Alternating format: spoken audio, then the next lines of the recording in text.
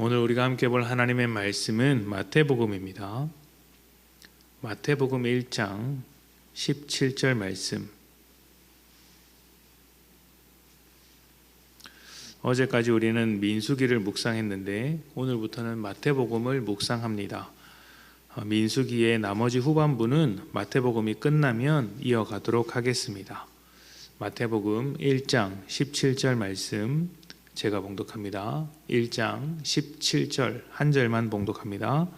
그런즉 모든 대수가 아브라함부터 다윗까지 14대요 다윗부터 바벨론으로 사로잡혀 갈 때까지 14대요 바벨론으로 사로잡혀간 후부터 그리스도까지 14대더라. 아멘.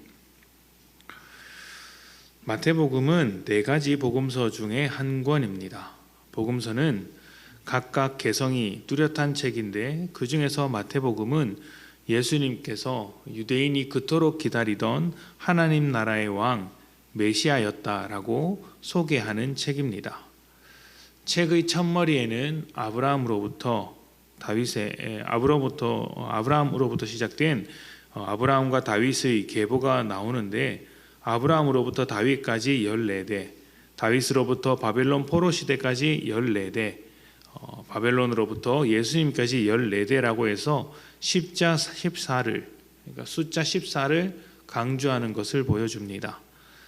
숫자 14는 다윗의 이름을 이제 숫자로 풀어낸 것으로서 이 족보를 통해 다윗에게 하신 왕에 대한 하나님의 약속이 예수님을 통해서 이루어졌다고 말하고자 하는 것입니다.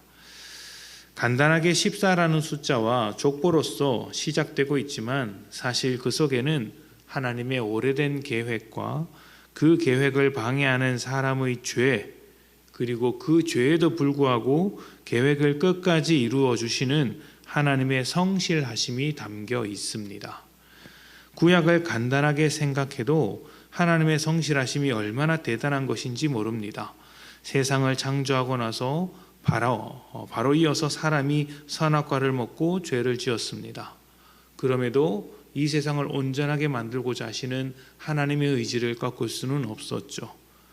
또 그의 후손들이 바벨탑을 쌓기까지 하나님께 대항했습니다. 그러나 그들을 구원하시기 위하여 찾아오시는 하나님을 막을 수는 없었죠. 아브라함과 이삭과 야곱 그리고 요셉은 하나님의 약속을 받은 사람들이지만 하나님을 신뢰하지 않은 모습을 보여줬고 자기 마음대로 살았던 인물들입니다. 그러나 하나님은 그 사람 가운데 개입하셔서 하나님의 뜻대로 결국에는 이끌어내셨습니다.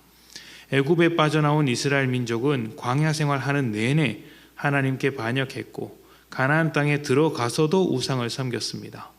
사사시대 동안 보여준 모습은 하나님을 신뢰하는 모습이 아니라 자기 소견에 옳은 대로 행하는 모습이었고 왕들이 다스릴 때도 우상의 문제가 뿌리 뽑히지 않아 나라가 망할 정도였습니다. 잠깐씩 우상을 섬긴 것이 아니라 오랫동안 유월절을 지키지 않을 정도로 그들의 기억 속에서 하나님은 사라진 존재였습니다.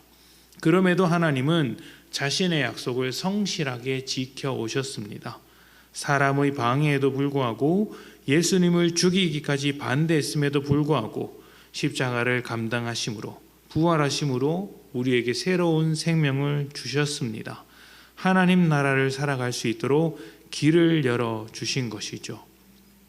만약 하나님께서 사람을 긍휼하게 여기지 않으셨다면 하나님의 사랑이 사람의 사랑과 같았더라면 오랜 시간 그렇게 참지 않으셨을 것이고 성실하게 일하지도 않으셨을 것입니다. 하나님에 대한 놀라움, 경이로움은 바로 이런 것에 있는 것이죠. 홍해를 가르고 산을 무너뜨리며 해를 멈추는 그런 능력에 대해서 놀라야 하는 것이 아니라 사람을 위해 인내해 주셨다. 견디고 계시다. 하나님의 입장에서 자존심이 무너지는 것 같은 그런 상황임에도 불구하고 사람을 위해서 그 굴욕을 참으시고 여전히 성실하시게 일해주고 계시더라. 이런 점 때문에 우리는 하나님의 그 깊으신 사랑 앞에서 놀랄 수밖에 없는 것입니다. 이러한 하나님의 성실하심은 지금도 변하지 않습니다. 저와 여러분에게도 변함없이 동일하게 역사하시는 분이시기 때문이죠. 우리의 믿음이 참으로 복되다 말할 수 있는 것은 이 믿음이 하나님께서 만드신 결과이고 또 믿음의 사람들을 하나님께서 손수 이끌고 가시기 때문입니다. 우리를 위해서 모든 것을 내어주시기까지 상상할 수 없는 시간을 참아주신 하나님께서 그분의 그 놀라운 성실하심, 경이로운 성실하심으로 우리를 완성시켜 가실 텐데 그 완성되는 자리가 얼마나 귀하고 복된 것이겠습니까? 우리의 삶이 하나님의 성실하심 위에 올려져 있습니다. 그래서 우리는 흠이 좀 생겼다고 해서, 좀 잘못했다고 해서, 실패했다고 해서, 믿음이 드러나지 않는다고 해서 쉽게 버려질 인생들이 아닙니다.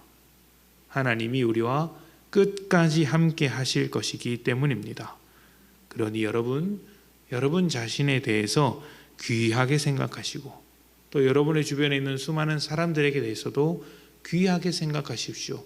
그들을 위해서 성실하게 일하고 계신 하나님 때문에 우리는 모든 존재가 복되다는 것을 기억해야 합니다. 우리를 복되게 만드시는 하나님도 소중한 분이시지만 그러한 하나님께서 소중히 여기시는 우리 역시 귀하고 복된 존재이며 소중한 존재라는 것을 꼭 기억하셨으면 좋겠습니다. 흠 많고 부족한 우리이지만 하나님께서 완성하실 날을 꿈꾸며 성실하신 하나님과 동행하는 복된 하루 되시기를 축복합니다. 함께 기도합니다.